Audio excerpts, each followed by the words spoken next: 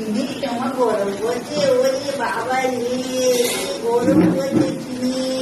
তুমি পাকার তলে শোবে, ওই জন্য তুমি এখানে চলেছে। সন্দেশ বাবু কোথায় গেল? সন্দেশ কোথায় গেল?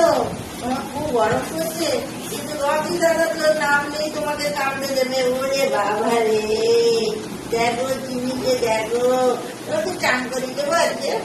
দেখো বন্ধুরা, এতটা পরিমাণে গরম পড়েছে, তার জন্য বাইরে কুকুরগুলো এসে ঘরে বারান্দাতে শুয়ে পড়েছে ফ্যানের তলাতে। কি করবো, এদের তো তাড়াতে পারি না, বলো। একটা মায়া আছে, খুবই ভালোবাসি আমি এদের দুজনকে। এদের ছোটবেলাতেই মা মারা গেছে, কিন্তু সবাই ফেললেও আমি ফেলতে পারি না এদেরকে, কারণ এতটাই মায়াতে পড়ে গেছি। আমি রোজ 3 বেলা এদেরকে খেতে দিই, বাইরেই শুয়ে থাকে। আজকে এতটা গরম পড়েছে, ঘরে এসে ফ্যানের তলাতে শুয়ে পড়েছে। আর এই দেখো, এই যে রকি বসে আছে, এই যে রকি খুব হিংসুটে খোলো, এ ভালোবাসে না, এর খাবারটা কাউকে দেওয়া যাবে না, খুবই খোলো। উনি লাস্ট আগে ব্যাটা একদম খেয়ে দেয়া, দেখো একদম শুয়ে আছে বাইরে।